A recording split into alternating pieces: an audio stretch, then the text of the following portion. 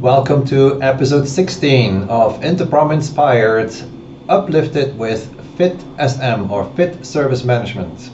I'm your host, Mark Rovers, and I will walk you through this episode and discuss and expose you to what FitSM has to say about configuration management. What is this process all about, and why is it important for you as a service provider to have this process in place and mature it to the extent that FitSM is recommending to you. The requirements of FitSM can be downloaded for free at the fitsm.eu website, along with dozens of other documents. By all means, if nothing else, check out that website and download these documents. Hopefully, also that helps inspiring you to benefit from this free standard. Everything is for free, you can download from this website. Before I dive into the requirements of this process per the FitSM or Fit Service Management Standard, let me set the stage a little bit so you have a better grasp as far as why this process is so important. To set the stage, let me share with you a few benefits as far as what you can gain from having a process that's called configuration management. Configuration management, in a nutshell, is all about you keeping track of all the quote stuff that you need to provide your services. Yes, if you are a service provider providing meals and let's say you run a restaurant, then configuration items for you are anything that is needed to provide these meals. Of course, you need food, you need a kitchen, you need equipment in the kitchen, you need all the dishes, you need utensils, you need of course your restaurant with all the furniture, and you name it. There's a whole bunch of things that are needed to basically run your restaurant. Those are all considered configuration items, so to speak, that are managed in this configuration management process. Yes. Having all this figured out as far as all the things you need, it will reduce risk of non-availability of food items. Right? You do not want to sell something on the menu that you ran out of because certain ingredients are not in stock, are not available at the moment. Yes, so an outage in your case would be then that meal that is not available. It reduces cost. Yes, in other words, you don't want to have too much in stock of certain food items because they don't sell, let's say, or not as much. It reduces risks. In this case, I'm talking about cybersecurity risk, security risk in general. Yes, it could be physical security risk because you know exactly what to protect and what is precious to you and who should have access to what, knowing which configuration items, which items in your restaurant are critical for you. It reduces service restoration time. Yes.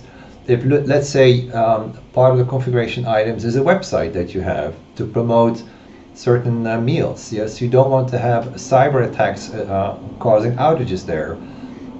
You don't want to have service restoration times that run up. Let's say that you just ran out of, you didn't have the right utensils available because there was so much interest and there were so many customers.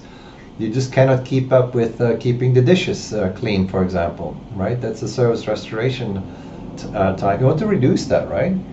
Support, project management support, asset management support, audits, support software development and debugging, or this is again IT example. But in other words, knowing the stuff that you have, it supports other things you do. It supports, for example, projects that you do. A project to, let's say, increase or have another location that needs to be opened. Yes. What equipment do we need over there? Right. What is the stuff that we need over there? How much of it do we need? And so on. This is just a simple example how this process can support other processes. Does it promote visibility and transparency? Most certainly. Yes, it will tell you, oh, I'm out of stock of something. It will tell you I need to order something. I need more of this and less of that. Yes. It increases the speed of problem resolutions, which we talked about in the previous episode. It increases any changes that need to be made, the efficiencies, knowing what items are part of a change, and it increases the visibility and tracking of these changes, because you know exactly where this component is in the whole change cycle. It furthermore improves the efficiency of operations, customer experience, and the release of new food items, of new meals, for example. Knowing what ingredients you have, knowing what equipment that you have. Yes, in other words, there's a laundry list of advantages when you basically, quote, quote, keep track of your stuff, so to speak, yes?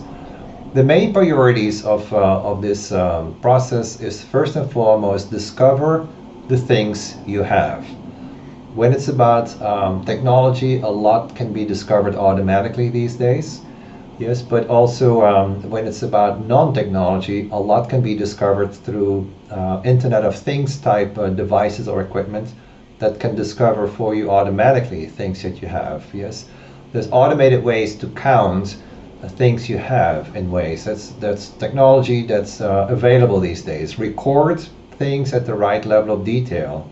Yes, you want to have the right information. If you have certain different types of, let's say, certain versions of certain equipment, then you want to record, you know, which brand you have, which type you have. In other words, you want to record the right level of detail for all the stuff that you have, so there's no confusion or miscounting or, you know, pretending you have something and you don't have it. And actually. As far as top-down recording, if I stick to a service as an example, then what are the components that make up this service? Yes, if the service is, let's say you do food delivery, right? That's a service. Now, what are the components that come with that service? Well, first off, you need to have the food. But then second, you know, who's going to deliver and how is that going to be delivered? These are some very basic examples of what this service is comprised of, starting with, hey, this is a food delivery service. And then you work your way down as far as all the components that make up this service. How do you order this service or place this request for that meal, for example. Accuracy, you want to make sure that whatever you record as far as the stuff that you have, that it is up to date. Things may change, things may move around, and then how do we keep track of it, that it has moved, yes? So ensure every now and then that you have the right information and ensure that the quality is there so you don't, again, make the wrong decisions based on the wrong information. And then cost versus value. Yes, in other words, it does cost something to keep track of all this, and is that worthwhile? Is that worth it for you? And if it is, then keep doing it. If it's not, then stop doing it. Yes. So there's a value component to this as well, where it says, is this too much information? Is this not enough information? All that's part of this process. So are you following these configuration management implementation best practices? For example, establish a baseline. What is this that you have today? You know, what is the as-is situation? What are these components? What are these service components? What is the stuff, so to speak, that you have today? Maintain service and business focus when it's about all the things that you have. Is this of value that I have these and these items in stock? Yes. Do I have enough of those, depending on trends that are going on based on certain interests that are all of a sudden peaking, yes? Seek maximum automation where possible to keep track of all the stuff that you have, because the more labor involved, the more mistakes can be made. Record the right level of detail, already elaborated on that. Verify and audit, making sure that you keep track of things and verify every now and then that your things you've recorded are still accurate. Integrate where needed with other processes, yes, to keep things up to date. Measure and report on the value. Is it of value to keep track of things? Do we need to add more? Do we need to do less? And continuously improve where needed, when needed. Yes, to have a more accurate information, the right level of detail, the right level of automation. Yes, and then also the right level of focus. Yes, these are some examples for you to consider. it's about having a quality configuration management process. Now, FitSM in essence has 5 requirements for this process. It says record the right things in essence. Make sure you do. And then make sure you have the right level of detail when you start recording all the stuff that you have in essence. Make sure that if these items need to be related, in other words, I have this delivery service and what are the items that make up that service, that it's actually recorded as such, as in these items are related to each other. Because now you know if one item fails, what the ripple effect can be on that service. Yes, as an example. These items you record need to be tracked, controlled. In other words, keep track of the life cycle, keep track of are they moving around, are they changing? Yes, keep track of all that. And make sure that the information about all the things you have stored and recorded is available to the right people at the right time. Yes, so they can make decisions based on that information, and assuming it's accurate information, the right decisions are being made.